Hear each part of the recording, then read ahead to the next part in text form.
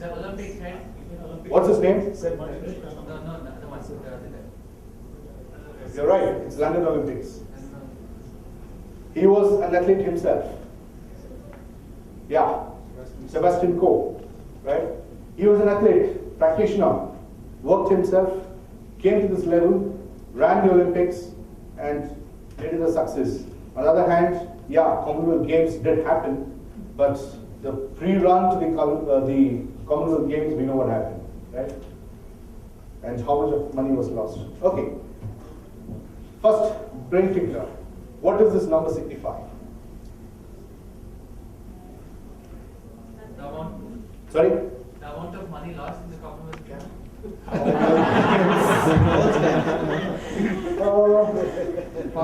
Well, not yet. Not yet. Does not signify nothing. Nothing? Number of seconds in a year. Oh, great. Okay, good choice. Anyone else? Some phone numbers. Some phone number of Indian city. Phone number of an Indian city. Probably a future city. Right one. Total scam amount. Who said that? Okay, you can collect your Cadbury's from KANBAN. Right? This is the total value of money through corruption in India so far. And the list of scams is given over there. Right? So thankfully, all our governments our politicians are quite rich today. And this is the kind of wealth they have made from our money, taxpayers' money. That's common.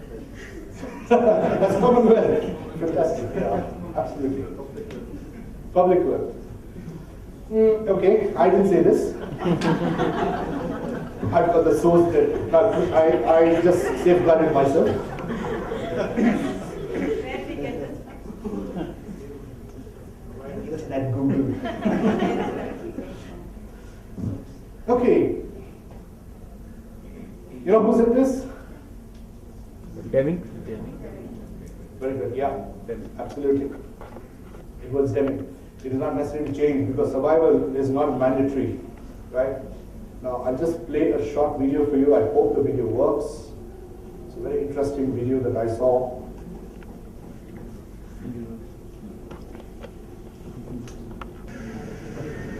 It's not old. Debatable even. Like NASA.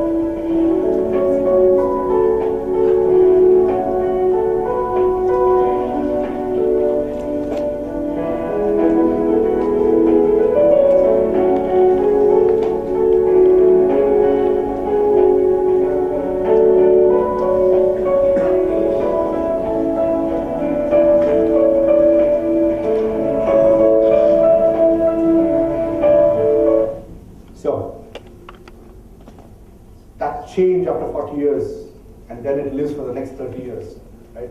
So, and it's quite emotional at times, right? What you understand by change management in the ITSM scenario. Keeping up with the trends. Sorry? Keeping up with the ongoing trends. Okay, how many of you are in the IT service management area? I'm sure you have this topic on change. There's a module on change, right? Which is inbuilt into the whole ITIL story. So how do you define that change there? Well, I'll just continue here. It's a practice of ensuring changes to the configuration items which are carried out in a planned and authorized manner. That's a very simple definition in the ITSM story, right? Now, if you look at the change process, what does it involve, basically? We look at the business reason why there's a change, of course, yeah?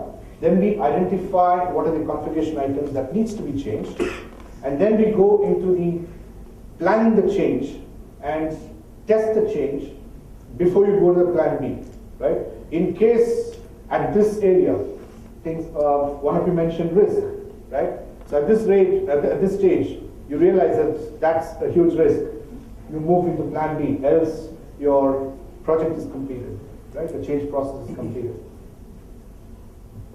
Now, if you look at the change process again, as far as the strategic alignment is concerned, what are the things that you look at in the strategic alignment? Does the process drive decisions or priorities consistent with the organization strategy, right? That is the first thing that you need to check. Clarity, authorization, and ownership. Does the process provide a clear understanding of who can authorize what kind of changes, right? I'm sure you have those hierarchy of change, right? Accountability. Does the process define who is accountable for the decision as well as the execution of the change initiative? Execution methodology. Is there a well-defined methodology for change? And review and adjustment. Does the process require interim changes or realignments? Right? This is, in short, a four-step thing to change, a four-step alignment process to change. Now, a successful change process requires two things, key things, a broad umbrella, right? Of course, IT governance, but what does it say? Perfect, strong IT governance. And of course, agility, fast action, right? You need to have these things because if you don't have a strong IT governance, obviously in your projects, the change is not going to materialize well. And if you're not fast, by the time you implement that change, the next change is on its way. It's ahead in the tortoise, right? We just look at the Kotter's 8-step model. How many of you have seen this before? The Kotter's 8-step model to change. Initially, of course, you're creating the climate for change. How do you create the climate? You increase the urgency, you build the guiding teams, you make your teams change teams, get the vision right to where you want to move with the change. The next stage is engaging and enabling the organization, where you communicate for a buy-in with your team members, with your organization, right? Then you enable the action, and then you create short-term wins. And the third is the implementation and sustaining. So it's not enough if you make the change, you also need to sustain the change. And that sustenance comes with, you don't let up once you reach that stage, you just don't remove your hands, wash your hands off the change, of that system, right? You need to stick to it, right, continuously. So this is the Kotter's 8-step model. So you create a climate, you enable, you engage, and then you implement and sustain, right? This is the second model, which we use in our organizations at times when there are changes. It's quite instant, especially for short changes. If it is not a very drastic change that you want to implement, you unfreeze whatever your current processes are, right? Which means for that short period, there will not be a business activity.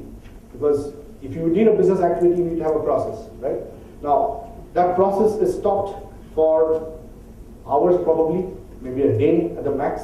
But then immediately you take action, make the changes, involve other people, get them to change and implement, and then you refreeze what you've changed. Okay? This might mean a loss of few hours or maybe a day or 2 days of work. But then what comes out is a strong changed process or a new process. Okay? We use this in our organization, especially for things which are quite small. We had to make some drastic decisions for this year because of a changed business scenario. And we not removed, what I would say, we archived all our process maps, re-entered a few process maps, re-engineered some of the old ones, and we started off again. But everybody was involved in the organization, so the change happened pretty fast. And then you freeze those process maps.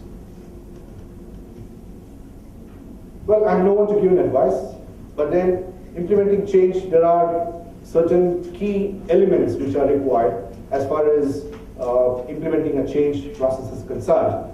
So first of all, this is for the managers. This is for people at the decision-taking levels, right? First, you need to know the roles and responsibility of your management hierarchy, who can take decisions or what kind of changes, right? You need to have strong and swift governance. And then you need to protect your image, because many people lose out during the change process. They say that this company is bad, this team is bad, this manager is bad, the management is bad. So you need to protect your image, although there is a change which is good or bad. Okay, even if it means reducing your workforce, for example, right? That's a change again. So even there is a process in which how you let people go off. You just let them go, you have a problem, big problem in your hand. Next important thing is, don't complicate your planning, right? Many times we like to use sophisticated words which come out from management institutions, which people in your team can't understand. And we think we know everything, so we tell them that. They don't understand what it means. They think you're firing them. Okay? That's complication. Make it as simple as possible, which they can absorb, right? And then you create certainty around that change. You say, this is a change, this is what is going to be implemented, but don't worry, this is exactly what is going to be happening, right? Give them some confirmation that this is what is going to happen. Let it not be ambiguous. You accept resistance, because resistance is natural, right? None of us like change. So none of us, I would say we all have that resistance to change, however small, however big, whatever be your position in the organization, or in your personal lives, or in your social lives, we all resist change, right? Accept that there is going to be a resistance to change. Now, these are some tips which are very essential for managers or decision makers in a change process. As employees, what we need to do? All of us are managers and employees at the same time, unless you're running your own organization, right? So what we need to do is focus on work and plan your change, right? Accept discomfort. You know that it's going to be not so comfortable, accepting that change, but accept that change. Seek redressal with your, peer group, with your hierarchy, whatever it is. Can seek your redressal. I'm sure most organizations today have an open communication system with your management, right? So seek your redressal. Ask yourself what you really want to achieve with the change or without the change. You need to know both sides. Suppose you're not accepting the change of the organization, probably it's time to move out. If it is time to move out, what is it that you really want to achieve outside? What is it that you can't achieve here, right? That kind of self-evaluations. Escalate whatever unresolved concerns are. So on one side, you did seek your redressals, and you looked at what you want to achieve, and anything unanswered can actually be escalated to your mentor, if you want to call it, in your organization, right? The best thing is to be a change catalyst yourself. That is the best way, because you can't resist. By resisting, you can't avoid it anyway. It's going to happen. Whatever change is going to happen, is going to happen. The only thing you can do is flow with the wind. Just go with that, right?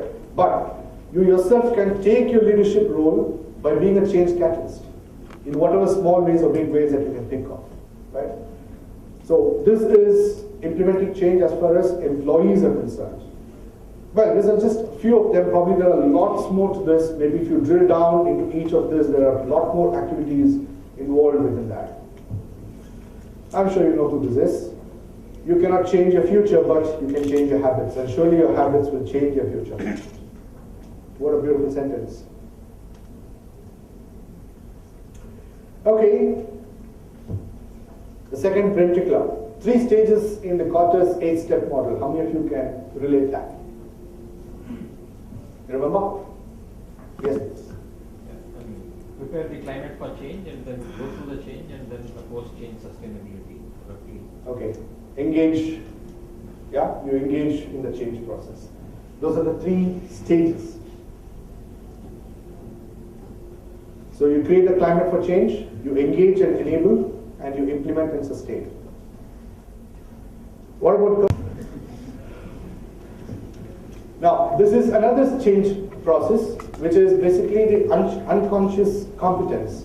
Now, there is a competence in you which you're not conscious about, right? On the other hand, you have unconscious incompetence. So you don't know what are your incompetencies. Now that leads into conscious incompetence. So which you know is not your competence. Then you enter into conscious competence, which is you know these are my competencies, and then you reach unconscious competence, which is unconsciously driving a car becomes very easy for you, right?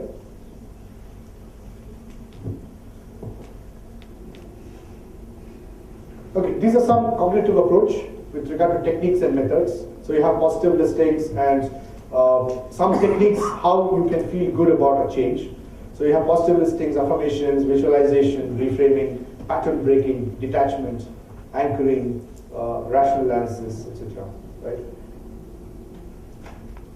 This is the psychodynamic approach. Basically, when there is a negative impact in the organization or in your work profile, what happens is you start with the denial. Okay, this didn't happen. Please don't tell me it happened. Right? You start with the denial. And then you get into a position of anger. Why did this happen? Why did it happen only to me? Why did it happen? You know, you get into the anger situation. Then you start bargaining with yourself, with whoever, right? You enter a depression mode, and then you slowly start getting into acceptance, and then it becomes a new standard for you. Right? Just imagine the situation. I mean, it's quite negative in your personal life, actually. Let's say someone passes away, grandmother passed away, grandfather passed away. What happens? You start with denial first, especially with someone who you're very close with, right? You start with the denial, then you get into anger. Why did this happen? And then you get into bargaining with yourself. Okay, fine, God is there, He's good. He'll take all the good people away, you know, all this bargaining. Then you get into depression, and then you start accepting them to change, right? It's only the span of time which differs. The same thing, anxiety, happiness, fear, threat, right? The psychodynamic approach. This is what is called the Virginia Satir model, where you have an old status quo. Something happens, it's like a ripple on the water, right? A drop in the water which creates a ripple. So you have a chaos, and then it becomes transforming ideas. You integrate and practice that, and it becomes a new status quo. So every time there is a new element of change coming in, it creates a ripple, right? Something like that. Okay, now we come to a little bit of philosophy, not really philosophy. Hercules, who was a great Greek philosopher, he said, you never step into the same river twice. Okay, we'll not get into the others. I'm sure you've heard of these names, Ivan Pavlov and unconditioned stimulus and all that. Let's not get into that, but let's look at the first one, change. Hercules said, you never stepped into the same river twice. Can anyone explain what that is, what it means? Because the river is always changing. The river is always changing, and every time you go to the river, it's not the same river. Fantastic. Now, have you thought about yourself? It's not the same you. It's not the same you. Because each day, each moment, you're a different person. Yeah? It's not always the same you who's just stepping into the same river. So you also change over time, and river also changes. Core elements to leadership. Let's just touch a little bit on leadership before we get to the next one. Now, what are these three figures? What are these three pictures? What is the first one? There's a finger there. You, right? That is I. The second one? Goal. Goal. Okay? Challenge. Build. Challenge. Challenge. Stone bricks, good. Targets. What does it look like? Pyramid. Someone said that, hierarchy. Hierarchy. Yeah? Organization. Does it look like an organization? We have a hierarchy. And the last one? Directions. Lead the team, right? Perfect. So, who is the core to anything happening in your organization? Ourselves, me, right? Ourselves. We are the core to the change. If we are not there, there is no team, there is no organization, right? Each one of us are the core to a change process, and which means you are a core element to leadership in your organization. However, high in the hierarchy or lower in the hierarchy